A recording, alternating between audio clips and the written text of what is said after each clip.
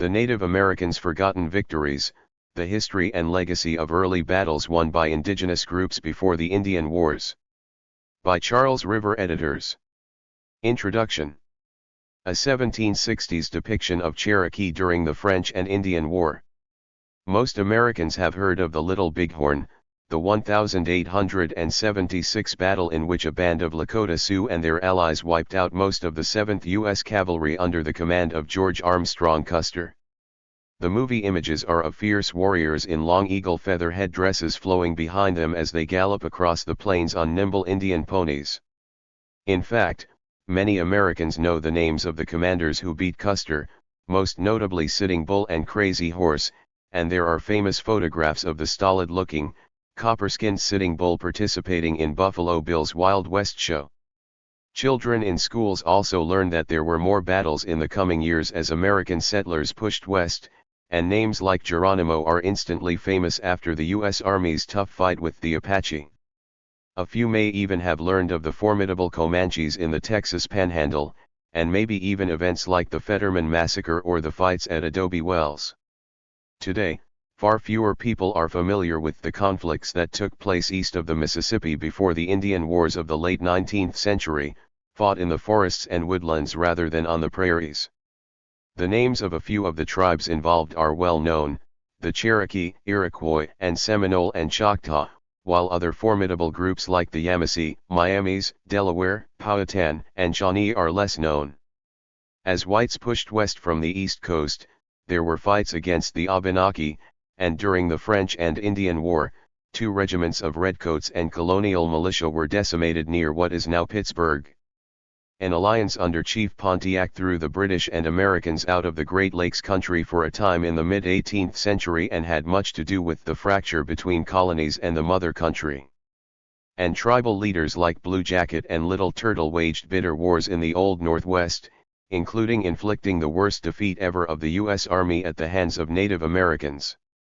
While these battles are more historically obscure due to the passage of time and not as well documented, they were also far deadlier and involved more personal hand-to-hand combat. Flintlocks and tomahawks were used by both sides, and the fighting was most often on foot, relying on stealth instead of charges on horseback. Raids on frontiers in the east killed thousands of settlers and sometimes pushed the edge of settlements back 100 miles as the Native Americans and whites fought in the region for nearly 3 centuries. The Native Americans' Forgotten Victories, The History and Legacy of Early Battles Won by Indigenous Groups Before the Indian Wars. About Charles River Editors. Introduction. The First Abenaki War. Fort Duquesne. Pontiac's War. St. Clair's defeat. The Second Seminole War. Online resources. Further reading. Free books by Charles River Editors. Discounted books by Charles River Editors. The First Abenaki War. When asked what the bloodiest war was in American history, most people would quickly say that it was the Civil War, and they would be correct overall. In recently updated numbers, it is thought that over 750,000 Americans died in the Civil War from battle wounds, diseases, and other causes. However, when historians go farther back in time and include colonial wars and look at casualties per capita, the correct answer would be the widely forgotten King Philip's War, fought from 1675 to 76. While a significant 2.5% of the American population perished in the Civil War, 5% of New England's white settler population died during King Philip's War, during which 13 towns were destroyed and 600 dwellings were burned by the natives. A larger, indeterminate number of the native population also died in the war. 100,000 pounds, an enormous sum of money in those days, was expended by the colonies in defeating the Indians. Edward Randolph, who was sent to the colonies a few years after the war, bemoaned just how ruinous and unnecessary the fighting had been. The loss to the English in the several colonies, in their habitations and stock, is reckoned to amount to 150,000 pounds, there having been about 1,200 houses burned, 8,000 head of cattle, great and small, killed, and many thousand bushels of wheat, peas, and other grain burned and upward of 3,000 Indians, men, women and children destroyed, who if well managed would have been very serviceable to the English, which makes all manner of labor dear. The war at present is near an end. In Plymouth Colony the Indians surrender themselves to Gov. Winslow, upon mercy, and bring in all their armes, are wholly at his disposal, except life and transportation, but for all such as have been notoriously cruel to women and children, so soon as discovered they are to be executed in the sight of their fellow Indians. Historians rightly consider King Philip's War of 1675–78 as a crucial point in the history of New England, and while thousands died on both sides, the net result was the near annihilation of the once powerful Narragansett and Wampanoag peoples. King Philip's head was impaled on a pike at the entrance to Plymouth and remained there for 25 years. King Philip's War was fought primarily in lower and central New England, in what are now Massachusetts and Connecticut, and the conflict eliminated any possibility of driving the Massachusetts and Connecticut settlers out of the region. In later wars, those groups would ally with the French and remain dangerous for British colonists and settlers. What's even more widely overlooked is that there was another front in King Philip's War in what is now Maine. The natives involved were different peoples, mostly the Abenaki alliance, and the result was also different. The Abenaki were a loose confederation of bands, originally inhabiting Maine, parts of what are now New Brunswick, New Hampshire, and Vermont. They were historically broken into the Eastern Abenaki and the Western Abenaki. They hunted, fished and, depending on the area, grew corn, squash, and beans. Maine was not a colony in its own right, and what is now far northern Maine was under tenuous French influence. Parts of Maine were claimed by New York, Massachusetts, and other claimants, and at the time of the English conquest of New Netherlands in 1664, New Amsterdam was renamed for the king's brother, the Duke of York, and became New York City. The Duke of York had bought claims to Martha's Vineyard, Nantucket, Long Island, and Maine from the Kennebec River to the St. Croix River. The Duke of York had claims to New York, New Jersey, and Delaware, and he became King James II on the death of his brother, Charles II in 1685. Ultimately, he was ousted a few years later by William III and Mary during the Glorious Revolution of 1688. Mary was the heir to the throne and William was her husband, known as the Prince of Orange and nominally the ruler of the Netherlands. Resolving all these claims took a number of years, and during the years of the First Abenaki War, the control of Maine was contested between New York and Massachusetts. The colony of New York claimed much of Maine, based on the Duke of York's claims, and during the Abenaki War New York controlled much of Maine. To an extent, the natives were able to play New York and the New Englanders off each other. Massachusetts eventually gained control of Maine in a complicated set of deals with New York and other claimants, and Maine remained a part of Massachusetts until it became a separate state in 1820. The main front in King Philip's War was considerably smaller in scale than in Massachusetts and surrounding lower New England. Maine's 3,500 English settlers suffered about 260 killed during the entire war, and an unknown but probably larger number of Abenaki died. A major difference between the Abenaki War in Maine and the bloodier war further south was that the Abenaki were not in any way centralized. There was no leader whose death would end the war, as with King Philip, and there was no central village whose capture would cripple the Indians' ability to continue their fight. There were few fields of corn that militia could destroy to starve them out, and there was no mass of warriors in one place whose defeat would decimate the tribe's fighting men and their ability to continue the war. Put simply, there were no battles with hundreds of militia and warriors facing each other. Most of the English settlers in Maine lived near the coast or along rivers, and timber was not yet the major industry it would later become. Most families depended on their gardens and on fishing. They hunted game, as well, and raised livestock. Fishing was the most common profession other than farming, and in 1675, there were 13 settlements in Maine, the largest being Kittery. An unusual aspect of this first Abenaki War was the sea. Some of the Abenaki had learned how to sail small fishing boats, and by using captured boats, they were able to attack settlements and refugees on the offshore islands. In 1 month, they captured more than 20 boats of various sizes, though the larger boats proved difficult for them to sail. The proximate cause of the war was that the General Court of the Massachusetts Bay Colony had sent agents to Maine to enforce a ban on trading guns to Indians. Even by the 1670s, guns and gunpowder had largely replaced bow and arrows, and the Indians needed gunpowder to be able to hunt. The tribes were able to obtain some guns, powder, and shot from the French posts at Port Royal because the English and French wars in North America had not yet begun. There were other provocations, including English scalp hunters seeking scalps for bounties that supposedly applied only to Indians involved in King Philip's War in Lower New England as part of the war, livestock running free that ruined Indian gardens, and English slave raiders, who kidnapped Indians and sold them into slavery. In 1675, the General Court of the Massachusetts Bay Colony passed a law that any Indians coming too close to Boston could be apprehended. That, apparently, meant that any such Indians would forfeit their freedom. Captives could be sold, and 2 enterprising Bostonians took a ship to the Maine coast, captured 17 Indians, and sold them in Boston. An additional provocation occurred in July 1675 when some English sailors intercepted a canoe with an Indian woman and her child on board. They overturned the canoe to test the belief that Indian babies could swim from birth. The baby was rescued by his mother, but died 3 days later.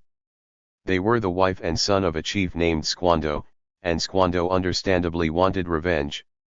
Raids on settlements began, and the fighting was fierce on both sides. During the fighting, English slave raiders continued to kidnap and enslave Indians. In the summer of 1676, the Abenaki and Mi'kamax attacked settlers across Maine, destroying farms and killing more than 50 settlers. By the fall, they had destroyed the Pemaquid settlement, and they had also destroyed all the coastal Maine settlements east of Casco. The small settlements were scattered, and there was no central place where settlers could find refuge, so settlers had only the option of fleeing to the many offshore islands or fleeing to lower New England. Much of the war was fought by small parties of Indians attacking a farmstead, killing or capturing its occupants and looting what was convenient and burning the place. Unlike in the South, in Maine, Indians probably heavily outnumbered the settlers. Settler refugees flocked to offshore islands where they had some protection by the sea and by numbers of fellow refugees. Some simply gave up and moved to safer parts of New England. The offshore islands offered some refuge, but could be attacked by Abenaki raiders using boats taken from fishermen. Massachusetts Bay Militia, led by Major Richard Waldron, eventually came up with an unusual and brutal plan. He had brought more than 100 men north to reinforce the settlers in Maine and decided to invite local Indians to a peace parley featuring a feast and mock battle in Caccio. On September 7, 1676, he put his plan into action, and about 400 Indians accepted the invitation. They fired their guns as part of the mock battle, and then Waldron's men, guns still loaded, pounced. They captured more than 200 Indians, executed some of them and sold the rest into slavery on the Caribbean island of Barbados. At least, that's one version of the story, because the war's history is not well documented. Other versions claim that Major Waldron called together Indians under flag of truce, and then surrounded them with his troops. About half the Indians were from groups not at war with the settlers, and they were let go. Waldron sent 10 of the men, who were known to have been part of the attacks, to Boston to be executed, while the remainder were sold into slavery. All versions of the story concur that the Indians were lured into the trap by professions of peace and that a truce was violated, that some Indians were executed, and almost 200 were sold into slavery. The incident understandably eroded the Indians' trust of the English. On October 12 that year, an Abenaki chief named Mog Hagan and 100 Indians attacked the small Black Point fort, which surrendered on Mog's promise to let them leave peacefully. A peace initiative occurred, and Mog traveled under truce to Boston. He and the Massachusetts authorities negotiated the draft of a treaty, but when Mogg returned with the proposed peace, the other leaders did not agree to it. The Penobscot and Kennebec tribes joined in the hostilities. The Penobscot were provoked by an English ship that kidnapped 15 Penobscots and sold them into slavery in the Azores. In early 1677, some settlers and militia resettled Scarborough, of which Black Point was a part. The tribes again attacked the fort at Black Point, and during a brief siege, Chief Mogg was killed, and the Indians gave up the siege. Earlier, Mogg had devised a plan to attack Boston from the sea by capturing fishing boats and trading vessels and having Indians or white captives sail them to Boston for the attack. In June of 1677, a company of 200 English militia and 36 Allied Indians was sent to reinforce Black Point. From there, a party of 100 was sent out to patrol, and it was ambushed with very heavy loss, with about 60 of the men killed. This was the biggest single action of the war, and the largest loss suffered by the English. Whether Mogg's idea of a seaborne attack on Boston was a threat or a daydream is not known. Most of the vessels captured by the Indians were small fishing ketches that held 5 or 6 men, which the Abenaki knew how to sail.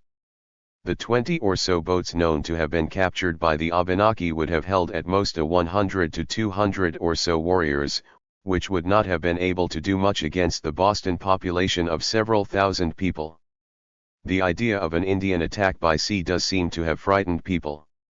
In 1678, representatives of New York and the Abenaki signed the Treaty of Casco, and both sides agreed to surrender all prisoners with no ransom being required. The treaty included a most unusual provision: each settler family was to pay a quit rent of a peck of corn to the Indians each year. That provision acknowledges that Indians were the nominal overlords of the land that colonists had settled on. It's unclear how many settlers actually did pay the quit rent of corn to the Indians, or whether the government did it for them. An English-appointed governor of the New England Dominion, Sir Edward Andros, took command of relations with the Indians and regulated the fur trade.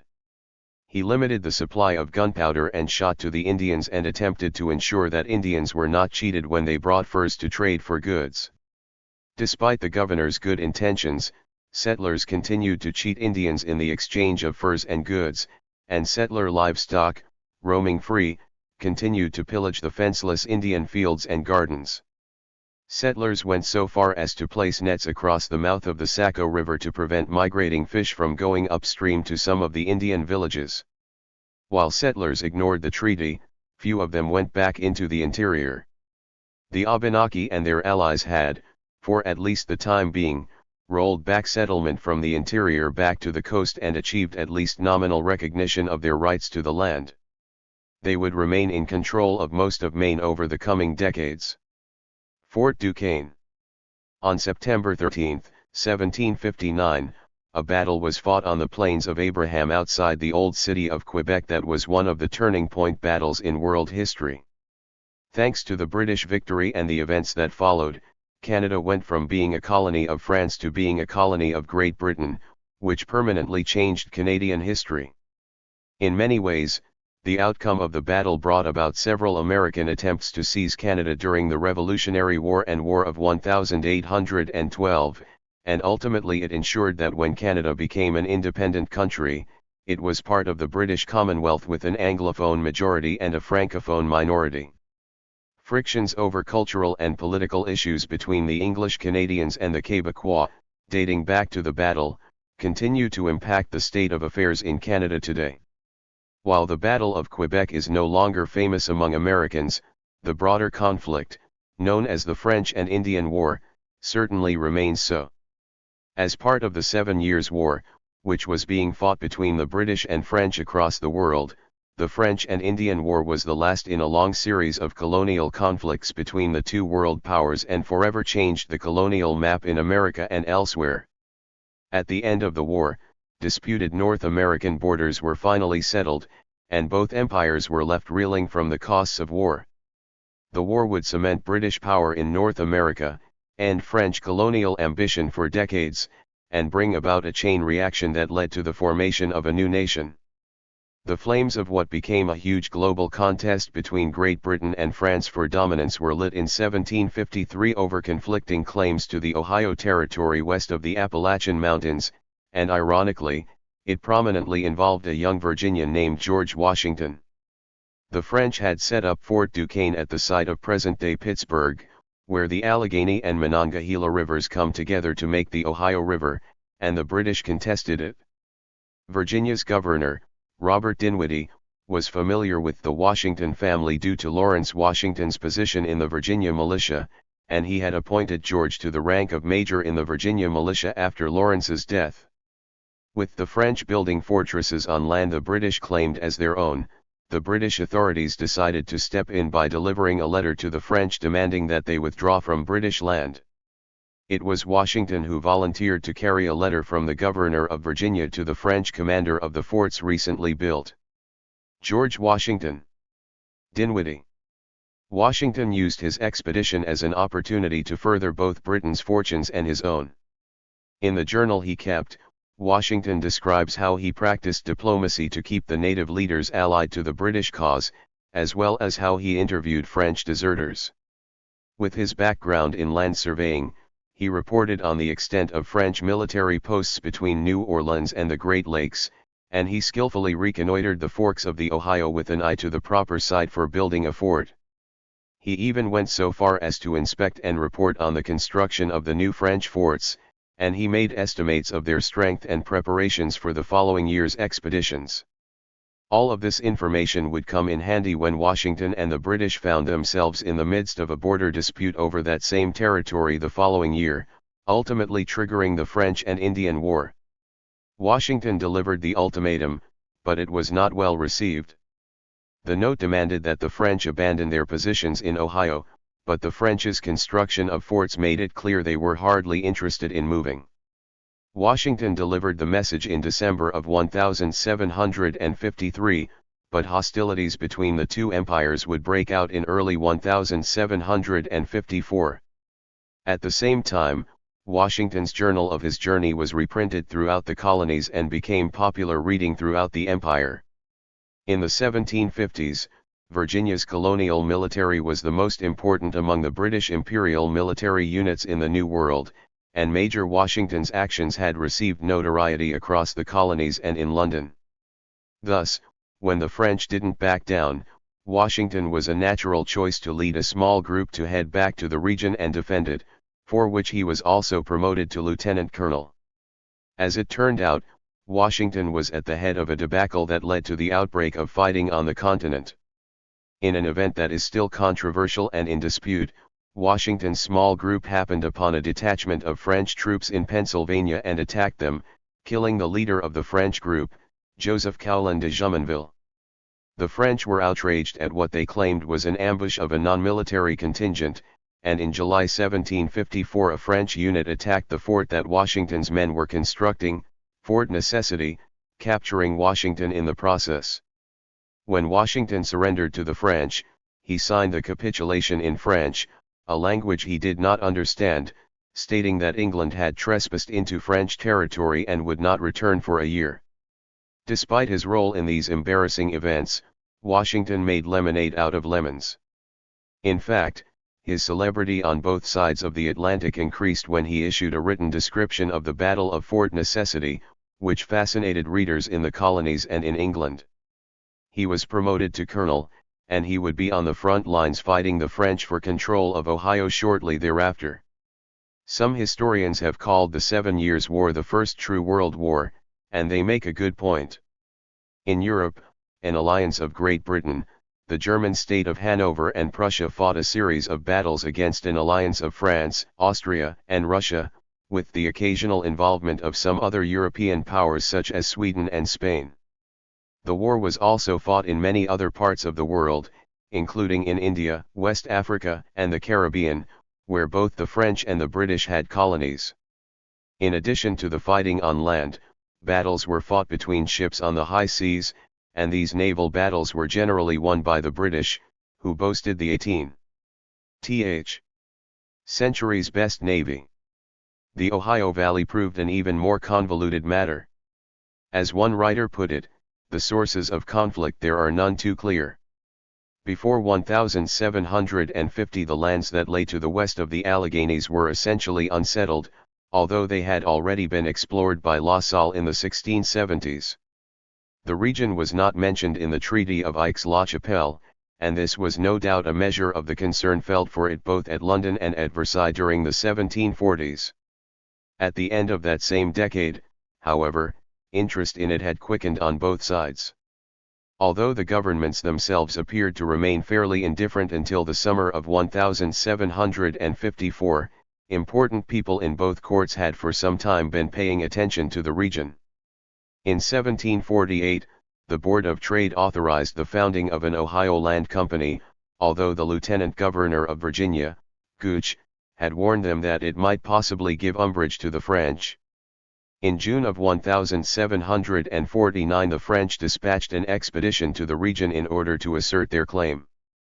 1 year later, the valley was explored by an envoy of the Ohio Company, and in 1753 another of their men, Trent, constructed a fort on the site of what was to be Fort Duquesne.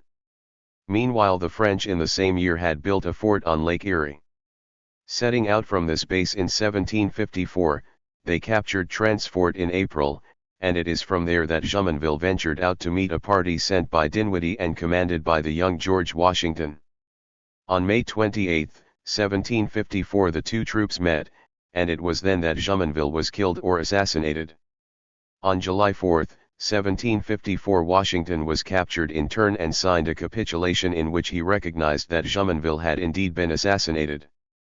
Thus, the Ohio Valley was sparsely populated by colonists, poorly marked by both empires, and important mainly for the wealth earned from the fur trade. A smattering of fur traders and native hunters provided pelts across the colonies, and it was there that mounting tensions proved delicate. Most native tribes were loyal to the French, who had treated them more fairly in dealings and provided protection when the Iroquois Confederacy came knocking.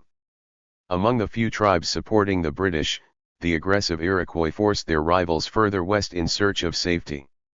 The Delaware in particular would find new homes in the Ohio Valley, a land rich in animals coveted for meat and pelts, but many other tribes inhabited the region, several of which took umbrage with the Confederacy's advances and their British allies. The French welcomed such tribes as vital allies because they lacked the colonial manpower to match their British rivals. The British appeared to hold the upper hand in the New World. They had more populous colonies, a militia tradition due to the constant native threat, a good logistical line between their colonies and Europe, and one of the most powerful local native groups as allies. Meanwhile, the French had few colonists spread across a large region, limited contact with the Old World, and a heavy reliance on native allies. Despite the discrepancies, the French would prove the victors in the Ohio campaign. According to historian Matthew C. Ward, the developing capability of the European nations to project their power around the globe in the 18th century was fundamental to the development of their empires. In general, by the mid-18th century the maritime powers were able to bring their superior military technology and organization to bear on indigenous peoples. In India, for instance, at the battles of Plassey and Buxar in 1757 and 1764, British forces defeated vastly superior Indian armies. However, European technological superiority did not always guarantee victory over native peoples.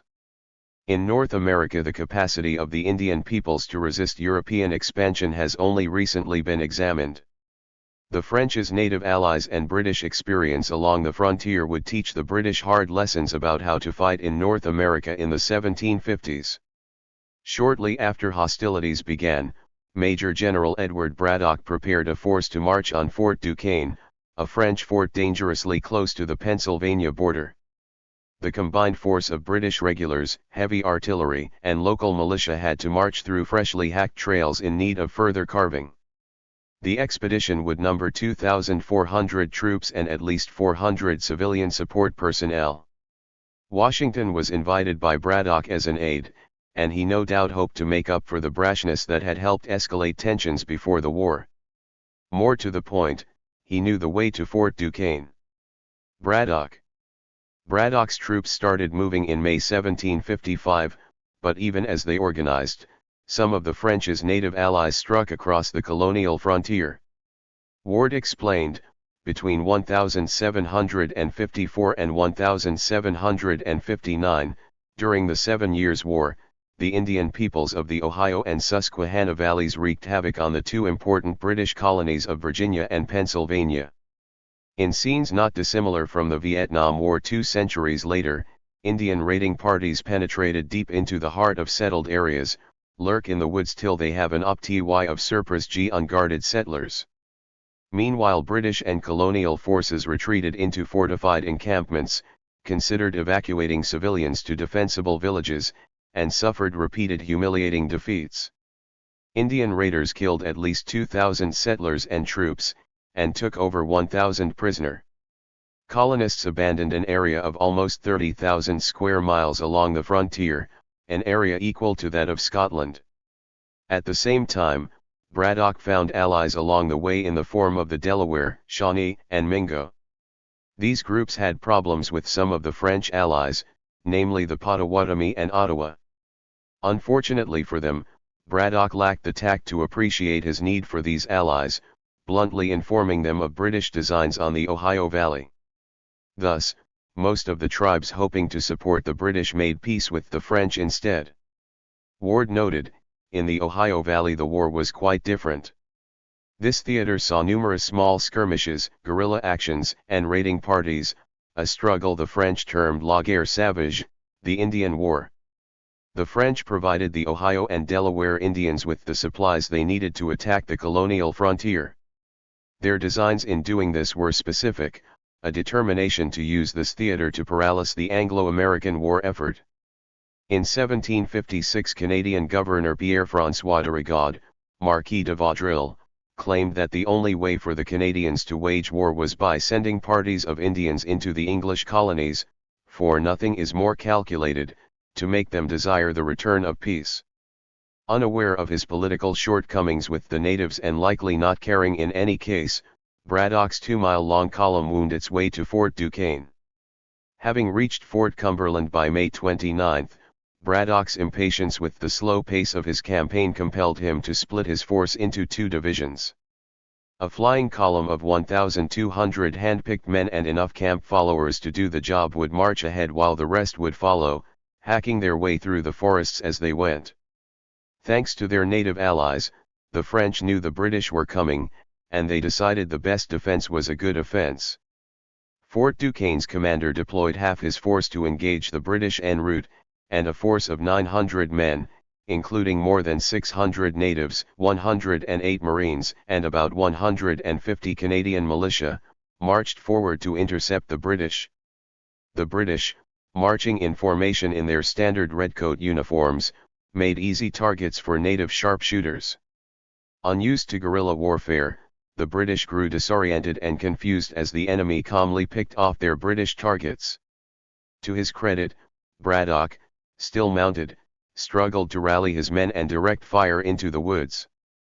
Reflective of his seeming immunity to enemy fire, Washington, also mounted, avoided enemy shots while Braddock's other aides were wounded and incapacitated.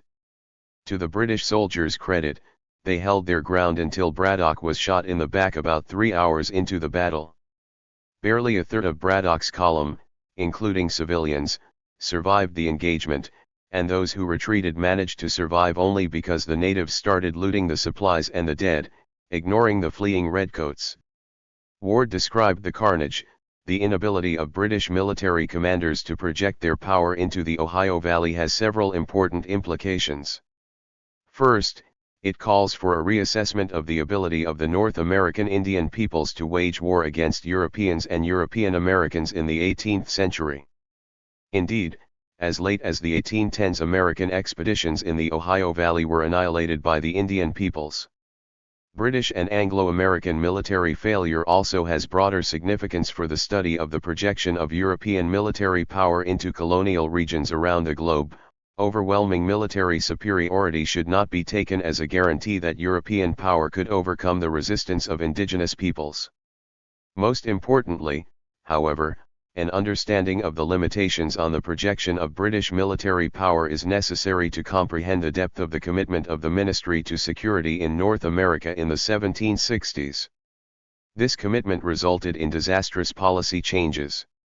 Colonists did not comprehend the difficulties encountered by British commanders. In the years after the war, they could not understand why the British government paid so much attention to ensuring the amity of the conquered Indians of the Ohio Valley. The Proclamation of 1763, which placed strict limits on colonial expansion, and the decision to station 10,000 troops in North America were thus viewed in a rather different light. Many colonists, and some modern historians, saw this policy change not as a reaction to failure in war, but rather as an effort to control the colonies. Colonial commentators pondered why, if the French had been driven from the continent and their Indian allies subdued and humiliated in war, there was any need to leave a garrison on the continent and restrict the growth of the colonies. In contrast, the failure of British commanders to project their military power into the Ohio Valley haunted policymakers in Whitehall. In the 3 years of discussion within the British cabinet that preceded the Treaty of Paris in 1763, ministers were obsessed with frontier security, and this issue was central to cabinet debate over what demands should be made of France in return for peace. Braddock's expedition had almost immediately proved that standard European tactics and logistics held no place on the American frontier, but in spite of this, the lessons of the march would be seemingly lost on the next force of redcoats to engage on American soil. The fact the other American theaters of the French and Indian War played out in a more traditional, European style may explain why. Ward explained, however, from 1754 to 1759 the Ohio Valley was the scene of a struggle not predominantly between the British and the French but between the British and the native peoples. Beyond the provision of supplies and the presence of a few officers sewing as observers on Indian raids, the French did little to influence the raiding activities of the Ohio and Delaware Indians. This allowed the Indians to use their own strategy and tactics, which proved immensely successful. In waging war, the Indian people sought to recover lands overrun by Anglo-American settlers in the previous decade, and to prevent further encroachment on their territory. To this end they waged a guerrilla war that sought to shatter civilian morale rather than destroy British and Anglo-American military forces. Indian raiders used psychological warfare as a conscious tactic in demoralizing both military forces and frontier settlers. During Braddock's campaign, for instance, small Indian parties captured stragglers from the army's column. The Indians then pinned the soldiers' scalps to trees ahead of the army, warning what would happen to any other captives. The war on the frontier was a total war unlike anything the British had previously encountered in the New World. Braddock's survivors struggled back up the trail, with the wounded dying along the way. Braddock himself succumbed to his wounds.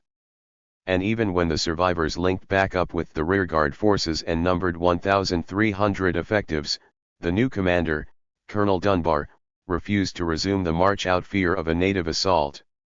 Ironically, Fort Duquesne was practically abandoned thanks to the French's native allies, who also deserted once they'd taken their fill of loot from Braddock's expedition. Unaware of this, Dunbar ordered every non-essential item destroyed and for the column, the largest British Allied force in North America, to retreat to Philadelphia. It would take time, but the British would reluctantly develop counter-guerrilla tactics. Ward described some of the changes. British commanders were capable of countering guerrilla warfare. Lord Loudoun and the Duke of Cumberland, who both commanded in North America during the war, had learned many lessons about irregular warfare in suppressing the 1745 Jacobite rebellion. Jacobite troops also used shock tactics, maneuverability, and their superior knowledge of the local terrain to undermine the order of regular forces. In Scotland, just as in North America, British regulars were vulnerable to ambush and surprise. The primary tactical lesson of the campaign had been the importance of light infantry as skirmishers, protecting the flanks of an advancing column. Loudoun and Cumberland then applied these tactics to North America. No one could have been better equipped to shoulder the responsibility of forming an army for this task than Henry Bouquet, who was appointed a commander in the new Royal American Regiment in January 1756. Bouquet had already sowed widely in Europe. In particular, he had fought in the Sardinian army, which used irregular guerrilla units to counter the superior strength of the French army. The Duke of Cumberland. Loudoun. The British troops and colonial militia adopted such tactics reluctantly, the Redcoats due to their European-style training and the militia because they lacked the discipline to fight as proper soldiers. With the Redcoats in full retreat, the defense of the frontier fell to Colonel Washington and whatever militia he could muster at hand. Meanwhile, the natives, utilizing the trail blazed by Braddock's army, raided the frontier with impunity. Eventually, the British managed to form units of light infantry with dulled barrels to avoid the giveaway of the barrel's glint, but the lack of training and logistics rendered the wide use of such efforts impossible. In The War That Made America, A Short History of the French and Indian War. Fred Anderson summarized the results in the Ohio Valley, making clear that the natives along the frontier now brought devastation down upon the frontiers of two of the richest, most populous colonies in British America. Western settlers by the thousands fled their farms for the presumed safety of settlements farther east. Thus began the greatest refugee crisis in the history of the colonies, and the most widespread war British North American had ever known. The Ohio Valley now belonged to the natives allied with the French, though the arrangement would only prove temporary. Pontiac's War. The ouster of France from North America in 1763 changed the dynamics of relationships among the tribes themselves as well as relations with the British and the colonists in North America. The tribes could no longer play the French against the British, and the French could no longer supply guns, shot, or powder. The Indian allies of the French were abandoned, and the Indians who allied with the British against the French became expendable, no longer a valuable asset except perhaps against hostile tribes. With the demise of French power in North America, the Spanish took control of New Orleans and the French claims west of the Mississippi. They were a potential source of guns and supplies for the tribes, but it took the Spanish several years to assert even a feeble control over the immense territory, and they could not supply Pontiac's alliance even if they had wished to. There were a few remaining French settlements, but those were small and not capable of supplying the Indians with anything. Pontiac was a well-known and widely respected Ottawa chief whose people lived in the Illinois area. He pieced together an Indian alliance that had, as its goal, throwing the British out of the Great Lakes country. The subsequent war has several names, including Pontiac's Conspiracy and Pontiac's Rising, but both of those are inappropriate because even after the French defeat, almost all the country remained in tribal hands, and there were as yet few settlers or settlements, aside from several communities that had roots in posts the French had maintained for the fur trade. There was nothing for Pontiac to rebel against except the British presumption of sovereignty. In 1758, British Prime Minister William Pitt the Elder appointed Geoffrey Amherst to head up the fight against the French in North America. There were other officers with more experience, but it was Amherst who sailed to North America and soon gained the title of Commander-in-Chief of His Majesty's forces in North America. 2 years later, on September 8, 1760, he accepted the French surrender of New France.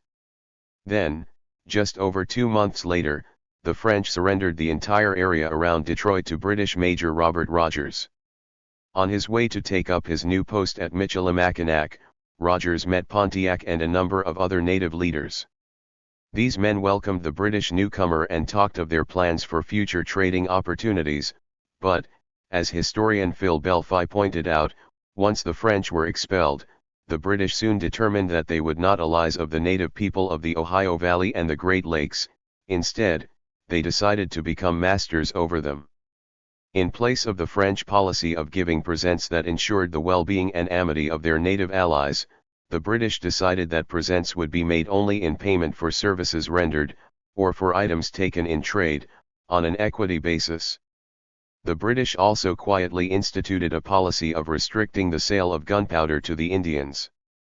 When it became evident, despite some assurances to the contrary, that the British were beginning to man the abandoned French forts, the native people understood that their worst fears were being realized.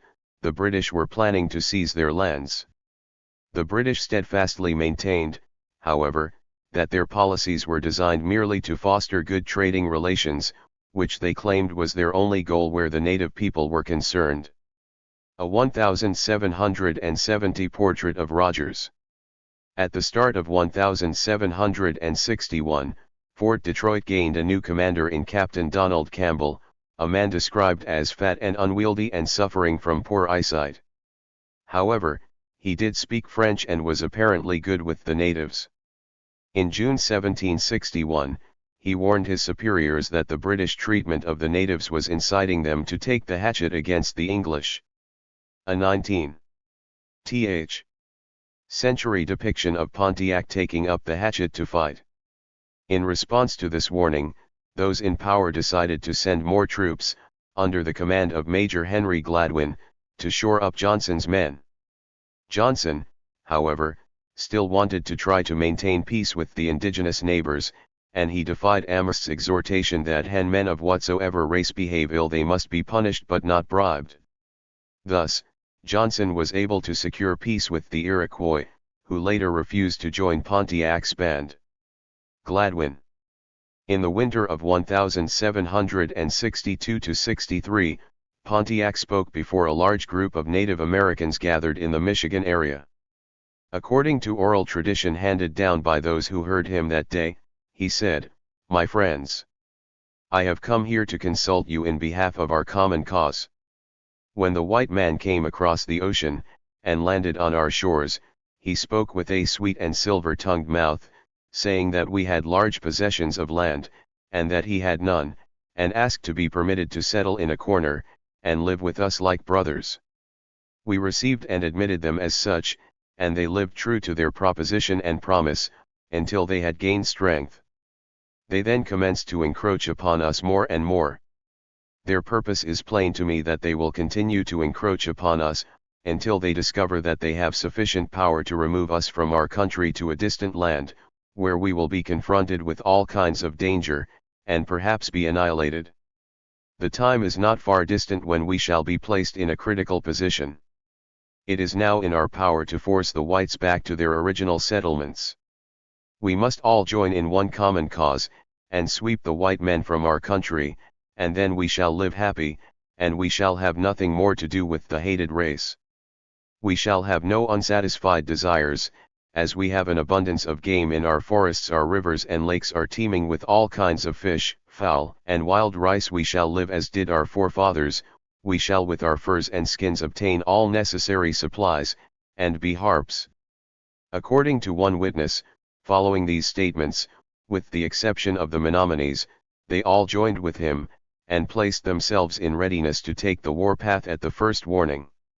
Mackinac was the first point to be attacked, and after its capture, messengers were to be sent eastward, and the successive attacks would have been like a large prairie set on fire, with a strong wind spreading the flames in every direction, making the whole one solid mass of fire, destroying everything before it as it rushes along. Once the decision was made to go to war, Pontiac explained his plan. According to Middleton, Pontiac's plan, as he explained on April 27, 1763, was to visit the fort with 40 warriors, ostensibly to perform the peace pipe dance before the officers. While this was in progress, other warriors were to inspect the garrison's defenses and the location of the English-speaking traders. Once they had this information, they could then determine their plan of attack. Accordingly, at 3 p.m. on May 1, 1763, Pontiac and his group arrived at the fort. A slight delay occurred before the gates were opened and the dance performed, which was watched by Gladwin and several officers. During this performance the warriors recounted their military exploits, not least that they had beaten the English at various times and would do so again. Simultaneously 10 other warriors wandered around the town, checking its layout and the location of the English merchants and garrison. Pontiac called together his allies again on May 5 to discuss what he had learned during his scouting mission. Once he had them together, he told them, "It is important for us, my brothers, that we exterminate from our lands this nation which seeks only to destroy us. You see as well as I do that we can no longer supply our needs, as we have done from our brothers, the French. The English sell us goods twice as dear as the French do, and their goods do not last. Scarcely have we bought a blanket or something else to cover ourselves with before we must think of getting another. And when we wish to set out for our winter camp they do not want to give us any credit as our brothers the French do. When I go to see the English commander and say to him that some of our comrades are dead, instead of bewailing their death, as our French brothers do, he laughs at me and at you. If I ask for anything for our sick, he refuses with the reply that he has no use for us. From all this you can well see that they are seeking our ruin. Therefore, my brothers, we must all swear their destruction and wait no longer. Nothing prevents us, they are few in numbers, and we can accomplish it. All the nations who are our brothers attack them, why should we not strike too? Are we not men like them? Have I now shown you the wampum which I received from our great father, the Frenchman? He tells us to strike them. Why do we not listen to his words? What do we fear? It is time. Pontiac's plan might well have worked had he not been betrayed by one of his own men, who warned the British of the coming attack. Gladwin was prepared for the assault, so when Pontiac and his forces arrived, he soon realized that there was nothing to be gained and retreated. A depiction of Pontiac meeting with Gladwin. Meanwhile, near what is now Port Huron, a group of Saginaw Chippewa, on their way to join up with Pontiac, attacked a British expedition, this one on water. Rutherford was among those who survived, and he later described the fighting, writing that the warriors fired upon us at the distance of about 60 yards. Captain Robertson was immediately wounded in the left side, which, showing me, he called to the men to sheer off, but alas! He had just spoken the words when another shot through his body killed him. It was at this point that the battle Pontiac anticipated would actually become a siege. Kevin Meyer's map of fighting during the war. Unable to capture the fort right away, Pontiac sent his men out to attack the surrounding villages and settlements. They killed 9 of the English settlers and took the remaining ones prisoner. Anxious to put a stop to the fighting, the British agreed to meet with Pontiac on May 10 at the home of Antoine Collier, but when Campbell and Lieutenant George MacDougall arrived, Pontiac took them and the other men who had accompanied them as hostages. Believing he now held all the cards in the situation, the warrior sent a messenger to Gladwin, demanding that he surrender to the native band. Gladwin refused, and the native people who lived in the area took advantage of the power vacuum and began attacking settlers who had previously counted on the members of the garrison to protect them. Desperate for reinforcements, Gladwin wrote to Amherst, "The enemy are still masters of the country, and are likely to be so, if your excellency does not send a body of men to disperse them." The crew report and the enemy clearly believe that there are few troops at Niagara. Amherst not only sent schooners that were too large for the natives to attack, he also issued a new directive ordering his men to take no native prisoners. Frederick Remington's painting depicting the siege. With all this going on, Pontiac gathered the French people living around Fort Detroit and insisted that they write to the French commander at Fort Deschartres and demand that he send help. The people did so, but reluctantly, attaching a note that assured their readers, "We are forced to submit to what the Indians demand of us. The English are shut up, and all passages are cut off. We cannot express our perplexity to you." On May 31, 1763, Pontiac met with the Chippewa chief Wasson, and they decided that instead of focusing all their energy on tightening the siege, they would turn their mutual attention toward keeping the British reinforcements from relieving Fort Detroit. They also discussed their concerns that there were actually French settlers who, instead of helping them fight the British, were smuggling in rations for the hungry soldiers. A month later, Pontiac learned that MacDougall and several other British prisoners had escaped. 2 days later, on July 4, 1763, Wasson tomahawked Campbell to death after learning that the British had killed his nephew. This was the final straw for the British, who placed a bounty of £100 on Pontiac's head. This did nothing to discourage the natives. On July 6, the Ottawa tried to set fire to the British ships anchored at Fort Detroit by sending burning rafts downstream toward them. This proved to be an exercise in futility, but meanwhile, the French were continuing to provide support to the Indians. 2 days later, on July 8, Gladwin complained to Amherst, "Since the commencement of this extraordinary affair, I have been informed, that many of the inhabitants of this place, seconded by some French traders from Montreal, have made the Indians believe that a French army and fleet were in the river St. Lawrence, and that another army would come from the Illinois." Unfortunately for Pontiac, the French were growing increasingly disenchanted with their native allies, and when a group of Canadian leaders met with the chiefs in mid-July, their spokesman complained, "You pretend to be friends of the French, and yet you plunder us of our hogs and cattle, you trample upon our fields of young corn, and when you enter our houses, you enter with tomahawk raised. When your French father comes from Montreal with his great army, he will hear of what you have done, and, instead of shaking hands with you as brethren, he will punish you as enemies." Responding to them, Pontiac insisted, "We have never wished to do you harm, nor allow any to be done you, but among us there are many young men who, though strictly watched, find opportunities of mischief.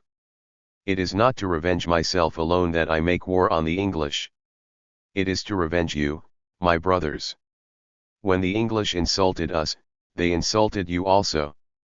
I know that they have taken away your arms, and made you sign a paper which they have sent home to their country. Therefore you are left defenseless, and I mean now to revenge your cause and my own together. I mean to destroy the English, and leave not one upon our lands." Despite the initial successes the natives had, there were problems underneath the surface. As archivist Louis Chevette pointed out, the surrender of the various English posts considerably heightened Pontiac's prestige west of the Appalachians. More than anyone else he had set off the resistance of the Indians, but, though he was recognized at least theoretically by all the insurgents, he had under his immediate command only those besieging Detroit, that is, about 870 warriors. The groups gathered about Detroit for a common cause slowly began to disintegrate, however. Keenan Chamek, the son of a highly respected Ojibwe chief, blamed Pontiac for having violated the rules of war, to which charge the Ottawa chief gave no reply. Pontiac made one final attempt to win over the Canadians who had remained out of the action. Zachary Chicot and possibly 300 young men agreed to follow him. Other Frenchmen, however, took sides with the English and formed a company to reinforce the garrison of the fort. 2 days later, on July 31, Dalyell and 247 men tried to engage the natives surrounding Fort Detroit. He was counting on an element of surprise, something he lost when a Frenchman, Jean-Baptiste Meloki, warned Pontiac that they were coming. As Dalyell approached the bridge at Parents Creek at around 2:30 that afternoon, Pontiac and men from the Chippewa, Ottawa and Wyandot tribes ambushed them from 3 directions. Dalyell lost 150 men, as well as his own life, in the massacre, while the rest of the British troops limped back to the fort. This marked Pontiac's greatest victory and attracted many additional warriors to his cause. At the same time, the event strengthened the British determination to hold on to their fort at any cost. The next day, August 1, a large band of native warriors set out to attack Colonel Henry Bouquet and his forces as they marched toward nearby Fort Pitt. Bouquet had already tried some desperate measures to relieve that fort, including an early form of germ warfare. The previous month, he had written, "I will try to inoculate the Indians by means of blankets that may fall in their hands, taking care however not to get the disease myself. It is a pity to oppose good men against them. I wish we could make use of the Spaniards' methods and hunt them with English dogs." Thus, he ordered his men, who had presumably already survived the dreaded disease, to cut a smallpox-infected blanket into small pieces and place them in boxes to be given as gifts to the Indians. The British soldiers told the Indians that the boxes contained special medicine, and that they must not open them until they got home. When this happened, tragedy ensued, as Andrew Blackbird, son of an Ottawa chief, later recalled, after they reached home they opened the box, but behold there was another tin box inside, smaller. They took it out and opened the second box, and behold, still there was another box inside the second box, smaller yet. So they kept on this way till they came to a very small box, which was not more than an inch long, and when they opened the last one they found nothing but moldy particles in this last box. Pretty soon burst out a terrible sickness among them. The great Indian doctors themselves were taken sick and died. The tradition says that it was indeed awful and terrible. Everyone taken with it was sure to die. Lodge after lodge was totally vacated, nothing but the dead bodies lying here and there in their lodges.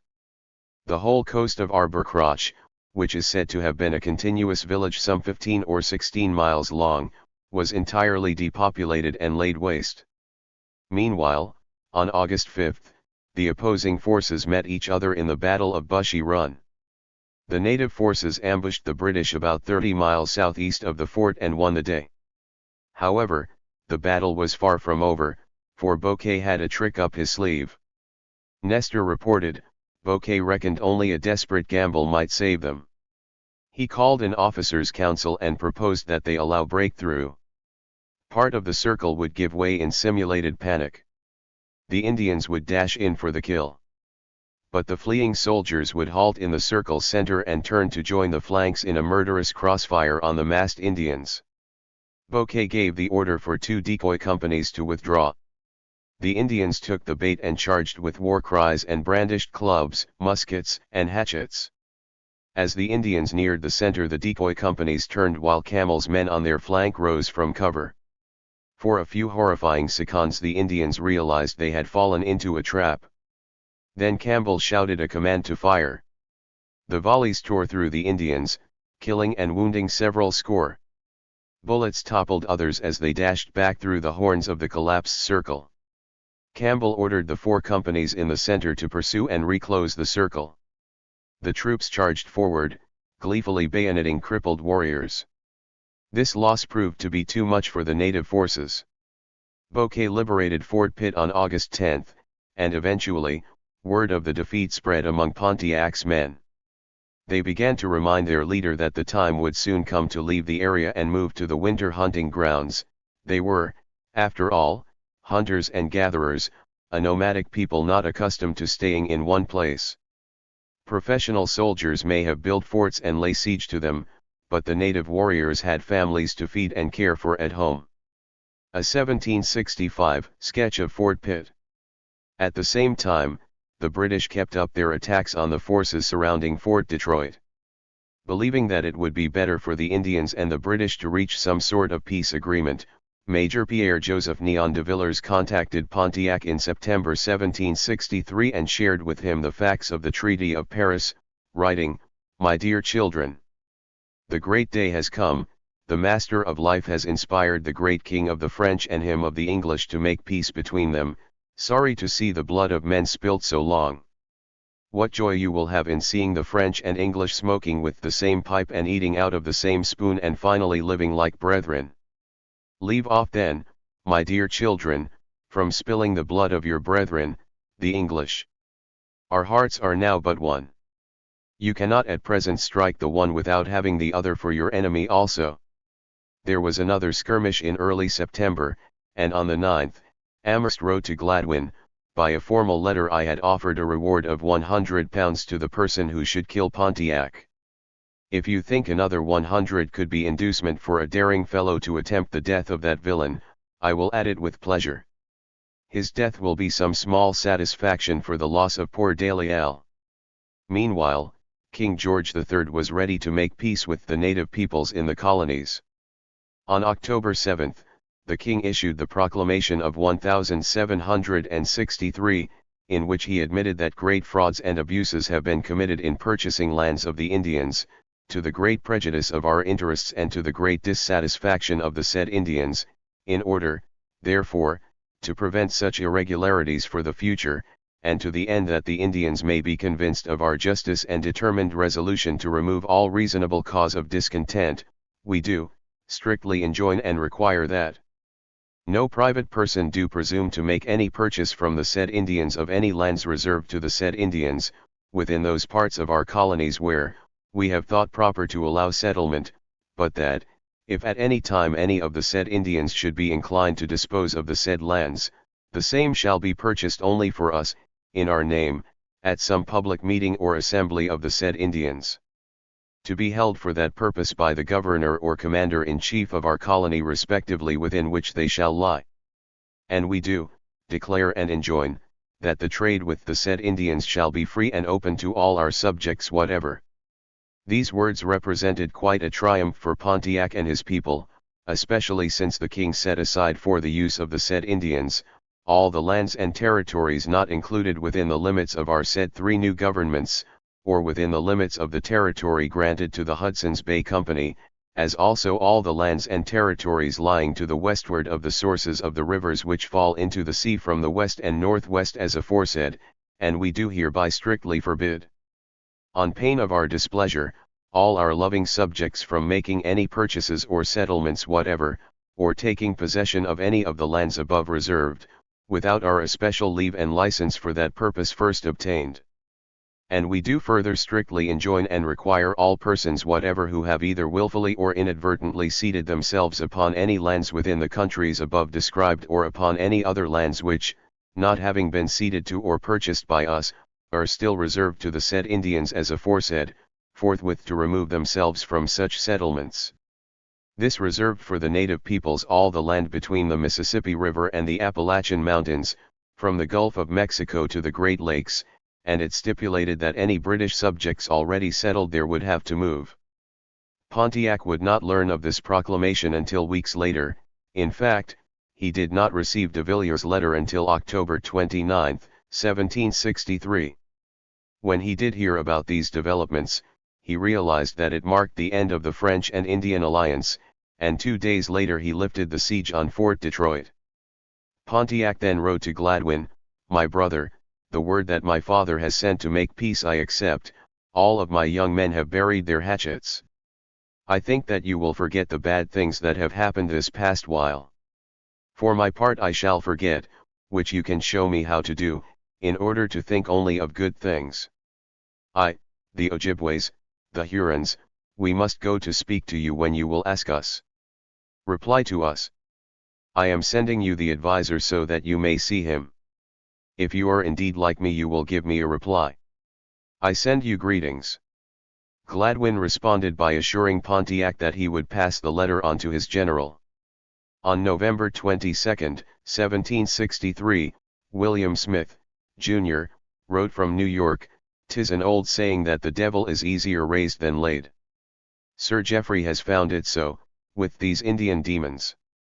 They have cut his little army to pieces, and almost if not entirely obstructed the communication to the Detroit, where the enemy are grown very numerous, and from whence I fancy you'll soon hear, if any survive to relate them, very tragical accounts. The besiegers are led on by an enterprising fellow called Pontiac. He is a genius, for he possesses great bravery, art, and oratory, and has had the address to get himself not only at the head of his conquerors, but elected generalissimo of all the Confederate forces now acting against us. Perhaps he may deserve to be called the Mithridates of the West." Following the end of the conflict, Taylor observed, the British rebuilt their forts but had to adopt a new, more generous policy, treating the Indians as allies rather than foes. Johnson and Gage covertly agreed to exempt the Great Lakes Indians from British law. During the next decade, an Indian who murdered a colonist could settle the matter by customary tribal procedure by giving presents to the victim's kin. And the British Crown laid out comparable goods to cover the Indians whom the settlers had killed. To further mollify the Indians, the Crown mandated a new boundary line along the crest of the Appalachian Mountains, in the hope that holding settlers to the east would avert conflict. The policy failed.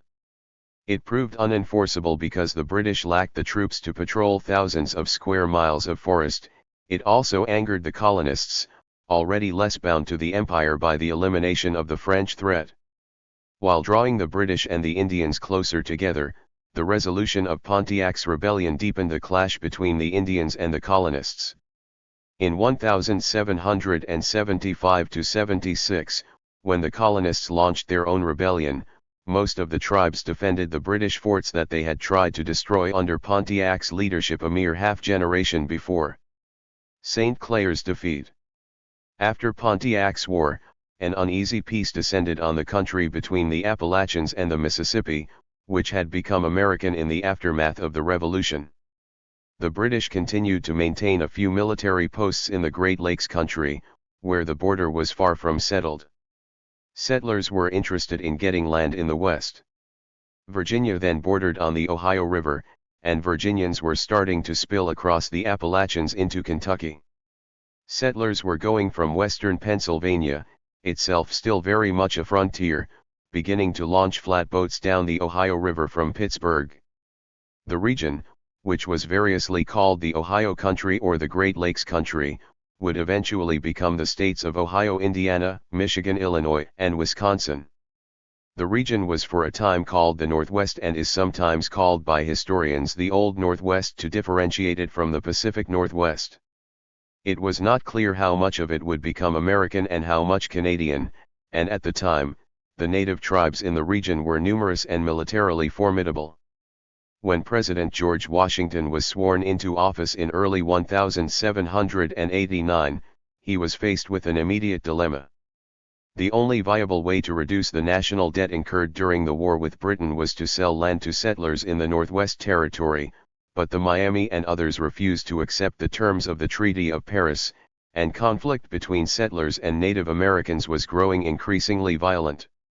Settlers demanded protection from the government, something requiring troops, but to reduce expenditures, the Continental Army had been virtually disbanded at the end of the war.